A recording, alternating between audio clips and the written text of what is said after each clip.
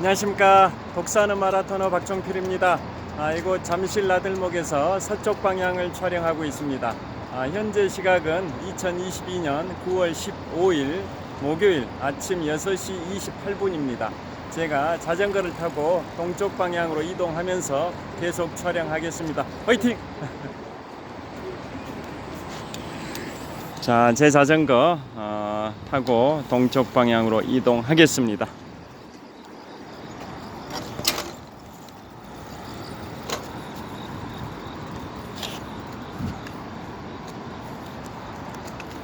이동하면서 제 모습을 보여드리면서 이동하겠습니다. 자, 현재 기온은 한 17도 정도, 선선한 날씨입니다. 전형적인 가을 날씨가 펼쳐지고 있습니다. 바람도 적당하게 시원하게 불고 있습니다. 오늘은 영국이 낳은 가장 위대한 인물 윈스턴 처칠에 관하여 말씀드리겠습니다. 지금부터 20년 전 2002년에 영국의 BBC 방송에서 영국의 100만 명의 국민들을 대상으로 설문조사를 했습니다. 영국을 빛낸 가장 위대한 인물이 누구냐?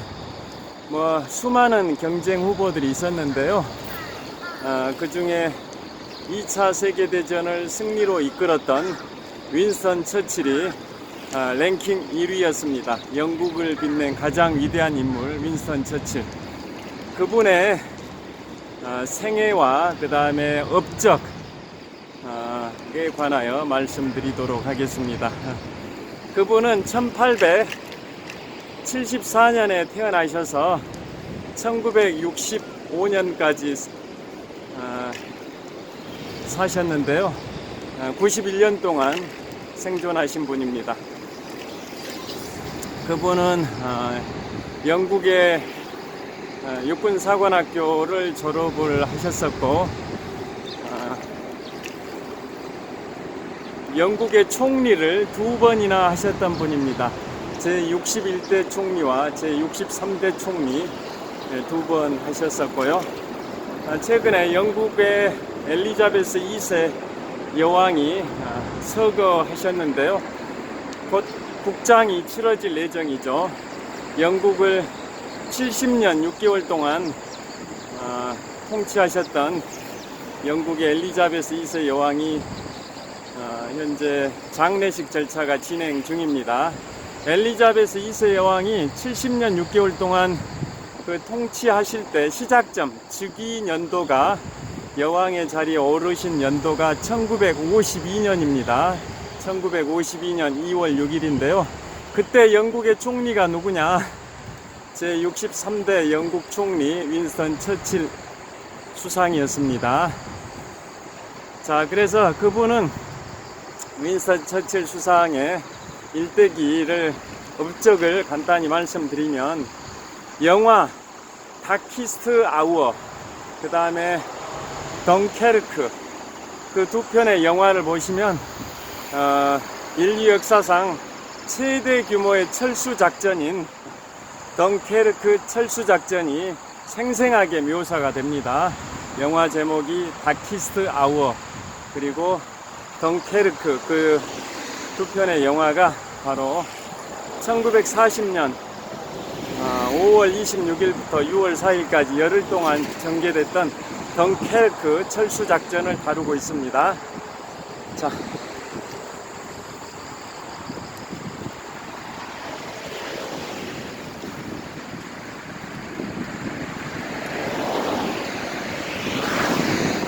자, 오르막길을 이제 올랐고요.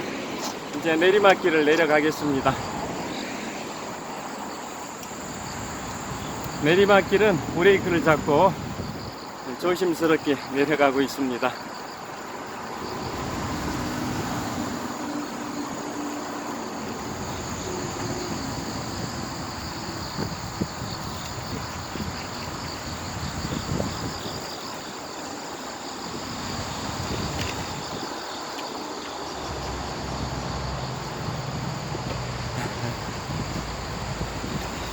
자, 이제 내리막길이 끝나서 계속 말씀을 드리겠습니다.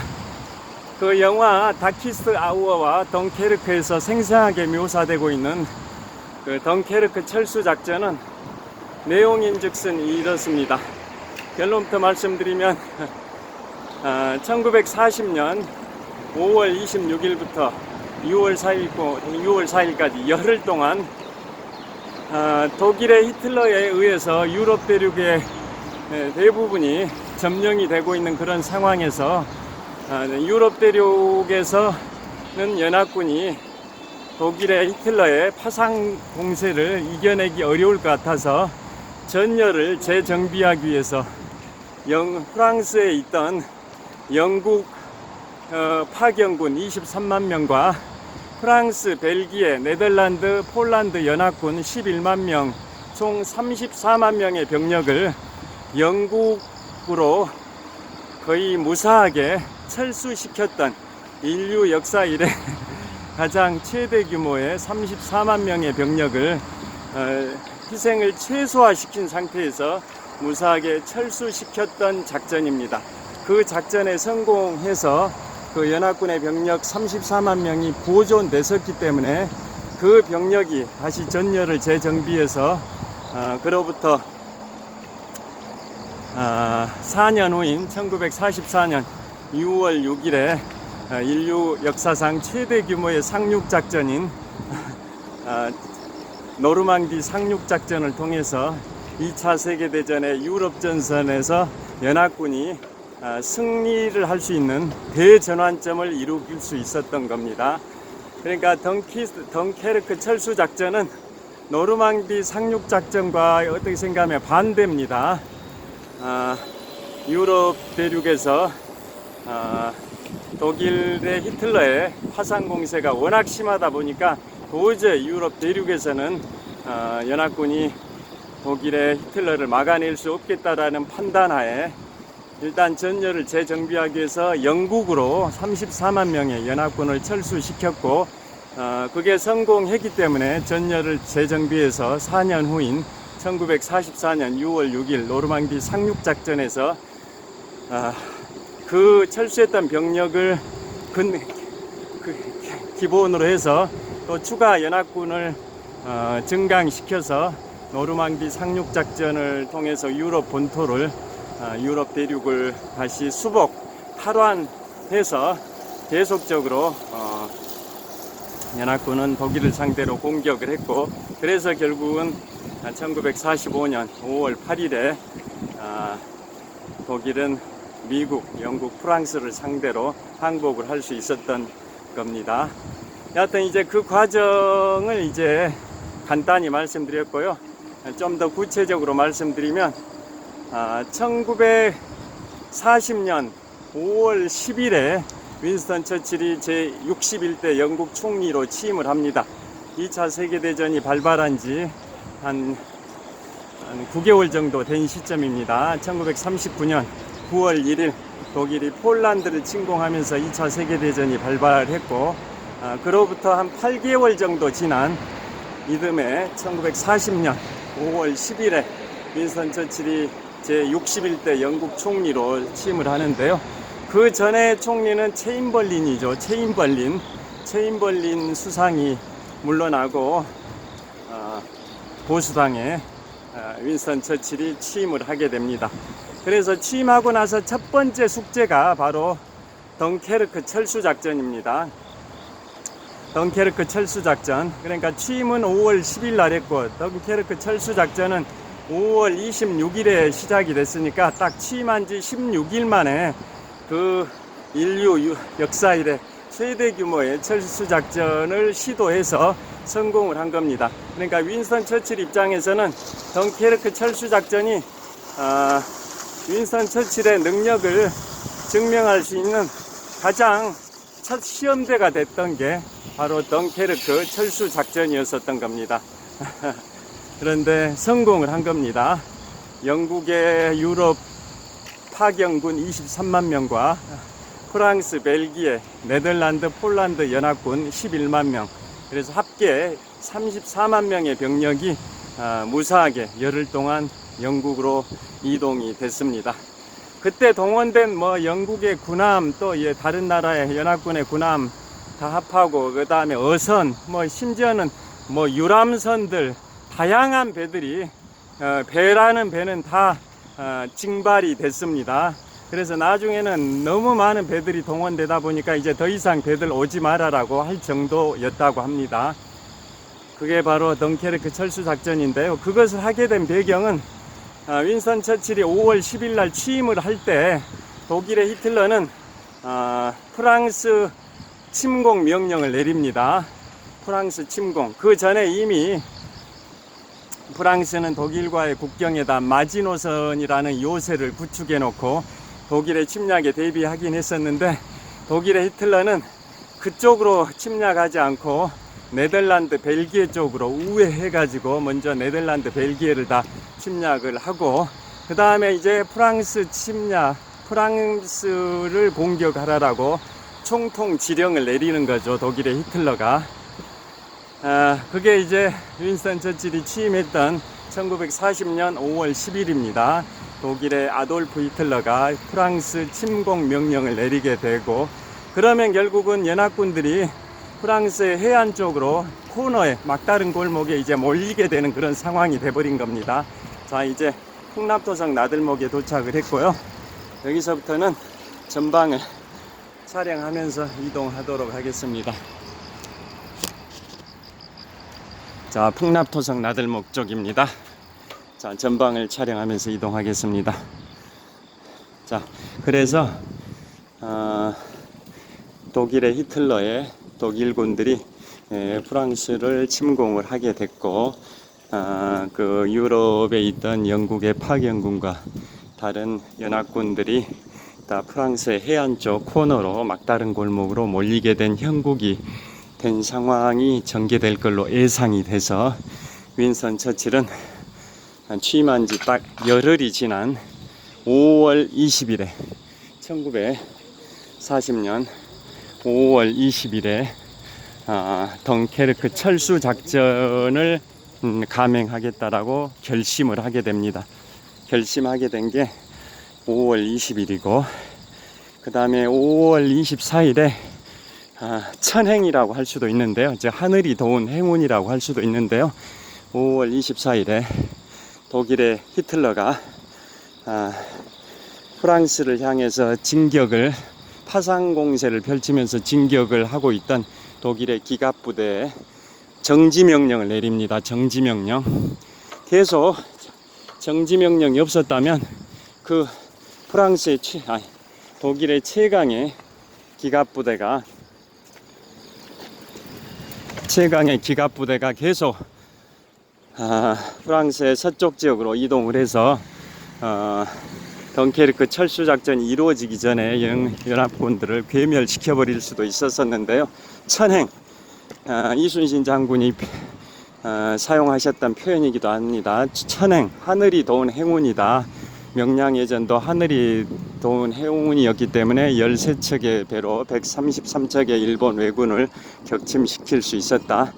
이런 이순신 장군의 표현, 천행이란 말씀이 있었듯이, 그 덩케르크 철수 작전에 있어서도 천행으로, 하늘이 도운 행운으로 1940년 5월 20일에 덩케르크 철수 작전을 결심을 하게 되는데, 그로부터 4일이 지난 5월 24일에 독일의 아돌프 히틀러가 프랑스를 향해서 계속 화죽지세로 진격을 하고 있던 독일의 기갑부대에 정지명령을 내리게 됩니다.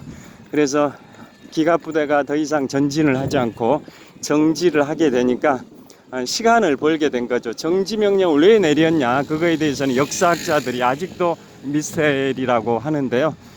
추정컨대 독일군들의 그 보급선, 전쟁에 있어서는 물자 보급이 중요하지 않습니까? 그래서 보급선이 워낙 길어지니까 보급선을 확보하기 위해서는 다시 전열을 재정비하기 위해서 일단 프랑스 서부 쪽으로 서진하고 있었던 독일의 기갑부대에 정지명령을 내렸을 가능성이 높다라고 보는 게 좀 우세한 의견인 것 같습니다. 여하튼 천행으로 5월 24일에 독일의 기대값 부대가 정지를 하게 됩니다. 그래서 시간을 이제 약간 벌게 되고, 그로부터 이틀 후인 1940년 5월 26일에 드디어 덩케르크 철수 작전이 실행이 됩니다. 그래서 수많은 배들이 총동원돼 가지고 유럽 대륙에 파견돼 있던 영국의 지상군 23만 명과 프랑스, 벨기에, 네덜란드, 폴란드 연합군 11만 명, 합계 34만 명의 병력이 프랑스의 북서부 해안 덩케르크에서, 덩케르크가 거기 칼레 해전의 그 항구 칼레의 북동쪽에 있습니다. 칼레 아시죠? 세계 3대 해전하면 기원전 480년에 살라미스 해전, 서기 1588년에 칼레 해전, 서기 1805년에 트라팔카르 해전, 이게 세계 3대 해전인데요.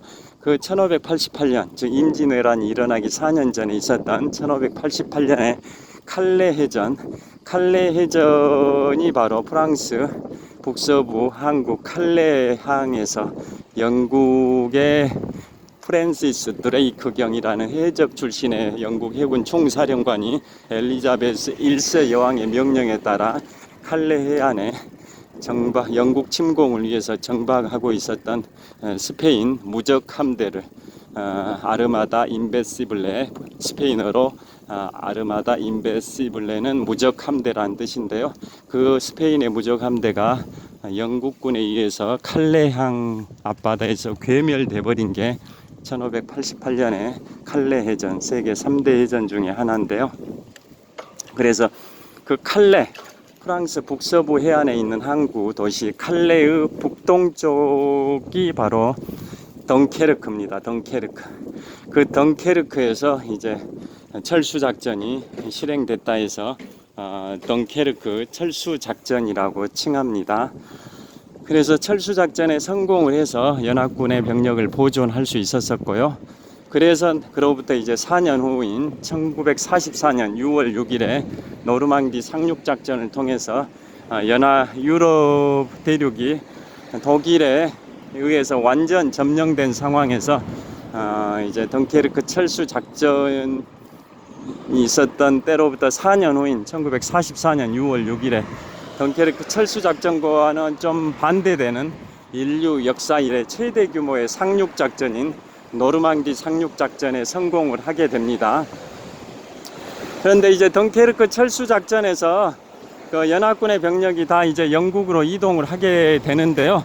그로부터 철수 작전이 완료된 게 6월 4일입니다. 6월 4일, 그때 완료된 때로부터 열흘 후에 프랑스의 파리가 독일에 의해서 점령이 됩니다. 덩케르크 철수 작전 완료일은 6월 4일이고 프랑스 파리가 독일에 의해서 점령된 날짜는 6월 14일입니다. 그러니까 열흘 후에 점령이 되고요. 그로부터 8일 후인 6월 22일에 프랑스가 독일에게 항복을 하는 그러한 아픈 역사가 있습니다. 그리고 한 4년 후 1944년 6월 6일에 노르망디 상륙작전에서 성공했고, 그로부터 2달 반 후인 1944년 8월 25일에 프랑스 파리가 수복 탈환이 됩니다. 그러니까 프랑스 파리는 독일에 의해서 점령된 날짜가 1940년 6월 14일, 다시 탈환된 날짜가 1944년 8월 25일이니까 대략 한 4년 2개월 정도 프랑스 파리는 독일의 점령하에 있었던 겁니다. 그 다음에 이제 덩케르크 철수 작전이 완료되고 나서 이제 독일의 히틀러는 영국을 이제 괴멸시키겠다라고 생각을 하고 영국에 대해서 이제 영국 본토 대공습을 시작을 합니다. 그게 바로 이제 6월 하순부터 10월 말까지 대략 한 넉 달 정도 기간 동안 영국 본토에 대한 대공습을 해서 무자비한 그 파상 공세, 용단 폭격을 하게 됩니다. 독일의 공군이 영국 본토를 그렇게 무자비하게 용단 폭격을 하게 되는데요. 거기에서 버틸 수 있었던 것은 바로 영국의 전투기가 독일 전투기보다 그 성능이 우수했고, 또 영국의 레이더 사전에 적의 전투기의 움직임을 감지할 수 있는 160km 거리에서도 영국이 독일의 전투기들의 움직임을 다 감시할 수 있는 레이더망이 영국이 발달이 됐었고, 무엇보다도 영국 국민들의 결전 의지가 강했었습니다. 그 당시에 여기 1940년 6월 4일에 덩케르크 철수작전이 완료된 다음에 윈스턴 처칠 제61대 영국 총리는 국회에서 연설을 했습니다. 자, 여기에서 마무리를 잠깐 하겠습니다.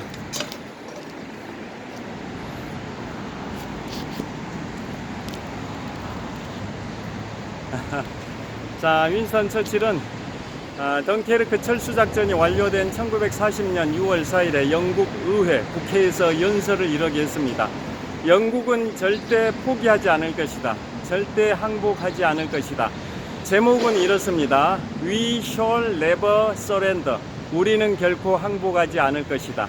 우리는 결코 항복하지 않을 것이다. 영어로는 We shall never surrender라고 라는 취지의 연설을 했는데요. 그 연설이 명연설이 됩니다. 워낙 윈스턴 처칠은 연설을 통해서 국민들의 가슴을 뜨겁게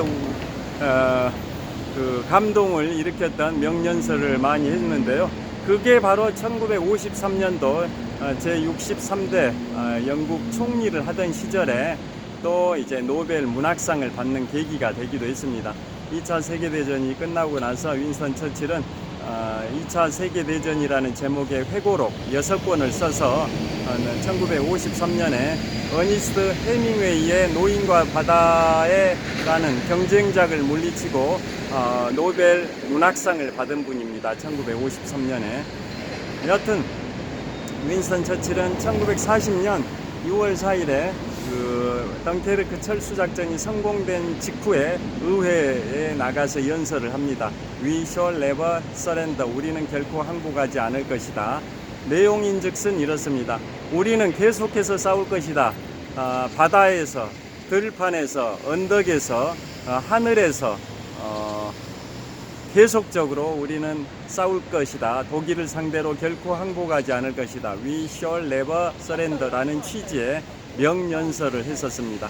그리고 그 이후에도 계속 윈스턴 처칠은 라디오 방송을 통해서 국민들에게 사기를 진작하는 그 용기를 불러일으키는 희망을 주는 메시지의 라디오 연설을 수시로 자주 해서 국민들의 사기가 꺾이지 않도록 했었습니다.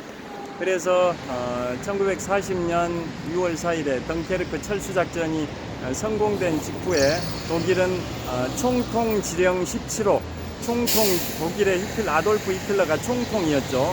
총통지령 17호를 통해서 영국에 대한 대공습을 시작을 했는데요. 그게 1940년 6월 하순부터 10월 하순까지니까 대략 한 넉 달 정도 용담 폭격을 했습니다. 독일의 공군이 영국에 대해서 용담 폭격을 했는데도 영국은 독일보다 우수한 전투기, 그 다음에 레이더망, 그 다음에 무엇보다도 국민들의 그런 사기, 또 그 위대한 지도자인 윈스턴 처칠이 있었기 때문에 영국은 독일에 점령되지 않고 끝까지 버틸 수 있었던 겁니다. 고대 로마 시절에 로마 제국, 세계 최강의 로마 제국은 영국의 잉글랜드까지 점령을 했죠. 스코틀랜드까지 점령은 못했지만 잉글랜드까지 점령을 했지만 그 이후로 지금부터 200년 전인 프랑스의 나폴레옹 시절에는 나폴레옹에 의해서 영국이 점령되지 않았고, 또 지금부터 한 80년쯤 전 독일의 히틀러에 의해서도 영국은 점령되지 않았던, 영국은 그야말로 엄청난 국민들의 결전 의지가 강했던 그러한 나라입니다. 그래서 독일 히틀러의 총통지령 17호에 의해서 결행됐던 영국 본토 대공습에서도 영국은 이겨낼 수 있었고요. 그 다음에 계속 영국의 윈스턴 처칠은 미국의 프랭클린 루즈벨트 대통령에게 무기를 계속 지원해 달라고 하죠.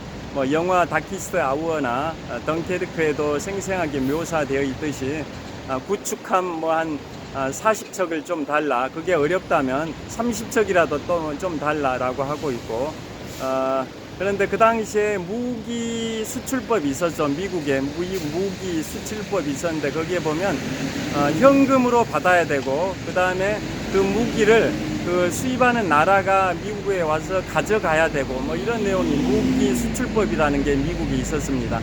그래서 영국 입장에서는 현금으로 지불할 능력이 안 되고 외상으로 구매해야 되는데, 그게 그 무기 수출법을 지키기 어려운 상황이었고, 설령 현금으로 구매한다 할지라도 미국 본토에서 그 무기를 가져가기가 쉽지 않은 환경이었는데요. 그래서 이런 농담도 있죠.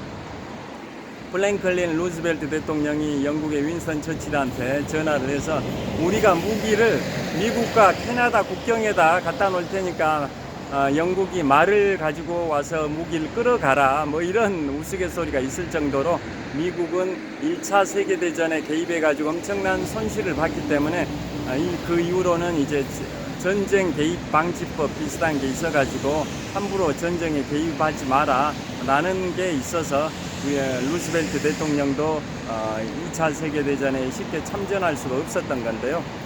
그런데 이듬해인 1941년 12월 7일에 일본의 가미가제 특공대가 미국의 하와이 진주만을 기습 폭격함에 따라 드디어 미국이, 세계 최강 국가 미국이 2차 세계대전의 태평양 전선에 참전했을 뿐만 아니라 유럽 전선에서도 참전을 해가지고 결국은 1944년 6월 6일 미국의 드와이트 아이젠하워 연합군 총사령관이 노르망디 상륙작전을 성공을 시켜서 드디어 이제 1945년 5월 8일에 독일이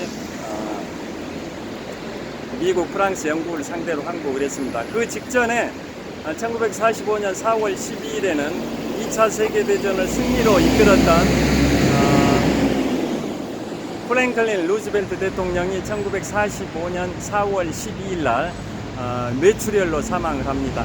2차 세계대전 6년을 승리로 이끌었던 분이 바로 프랭클린 루즈벨트 미국 대통령과 영국의 윈스턴 처칠 수상인데요. 루즈벨트 대통령은 전쟁 승리를 목전에 두고 1945년 4월 12일에 뇌출혈로 사망을 했고, 그로부터 18일 후인 4월 30일에 독일의 히틀러가 권총 자살을 하죠. 그로부터 8일 후에 독일은 프랑스, 미국, 영국을 상대로 항복을 하고, 그 다음 날인 5월 9일에 소련을 상대로도 항복을 해서 2차 세계대전에 유럽 전선이 종전이 됐는데요. 태평양 전선은 여전히 일본이 항복을 하지 않았는데 1945년 7월 16일에 인류 최초의 핵실험이 미국의 뉴멕시코주 사막에서 성공을 합니다. 그래서 미국은 인류 역사 이래 가장 파괴적인 무기인 원자폭탄을 확보를 하게 되고, 7월 26일에 포스담 선언을 통해서 중국의 장제스, 미국의 트루만 대통령, 영국의 윈스턴 처칠의 후임인 클리멘트 애틀리 총리가 서명을 하죠. 중국의 장제스, 미국의 트루만 대통령, 그 다음에 영국의 클레멘트 애틀리 총리가 서명한 포스담 선언에서 이렇게 발표를 합니다. 일본은 즉각적으로 항복해라. 즉각적으로 항복하지 않으면 즉각적인 파멸이 있을 뿐이다라고 엄포를 넣죠. 최후 통첩을. 그 배경에는 그 포스담 선언 열흘 전에 있었던 원자폭탄 개발이라는 그 최대의 무기가 확보됐기 때문에 가능했다라고 볼 수 있을 거고요. 그런데도 항복하지 않으니까 8월 6일에 히로시마에 인류 최초의 우라늄 핵폭탄을 투하했는데, 그래도 항복하지 않으니까 8월 9일에 인류 최초의 플루토늄 핵폭탄인 펜맨을 일본의 나가사키에 투하를 했고, 그래서 6일 후인 8월 15일에 일본이 항복을 해서 대한민국도 해방을 맞이했고 2차 세계대전의 태평양 전선까지 종전이 이루어졌었습니다. 그 이후에 포스담 선언 당일날 영국의 총선에서 그 기존의 집권당인 윈스턴 처칠의 보수당이 패배를 하고 노동당인 클리멘트 애틀리 총수의 노동당이 승리를 해서 61대 총리는 영국 총리 윈스턴 처칠이 한 4년 반 정도 했는데요. 62대 총리는 노동당의 클리멘트 애틀리 총리가 되고, 다시 1951년 10월에 윈스턴 처칠의 보수당이 다시 정권을 획득해서 다시 윈스턴 처칠은 제63대 총리가 됩니다. 1951년 10월에. 그로부터 한 3년 반 후인 1955년 4월까지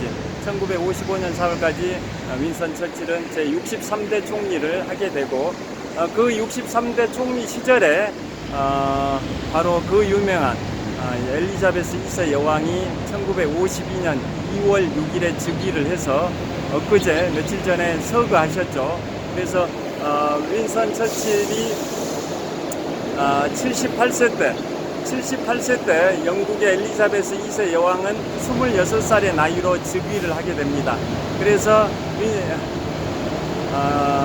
엘리자베스 2세 여왕은 윈스턴 처칠이 68세 시절에 총리를 하고 있을 때, 63대 총리를 하고 있을 때 26세의 나이로 영국의 여왕의 즉위를 하게 됐는데, 며칠 전에 서거하셨기 때문에 70년 6개월 동안 영국을 통치하셨었습니다. 그래서 96세의 나이로 엊그제 서거를 하셨는데요. 그에 반해서 윈스턴 처칠은 1965년에 53년에는 제2차 세계대전이라는 제목의 회고록 6권으로 노벨 문학상을 받으셨고, 1965년에 91세의 나이로 서거를 하셨습니다. 자, 오늘은 영국을 빛낸 가장 위대한 인물 윈스턴 처칠에 관하여 말씀드렸습니다. 오늘 현재 시각은 2022년 9월 15일 목요일 아침 7시 정도 됐습니다.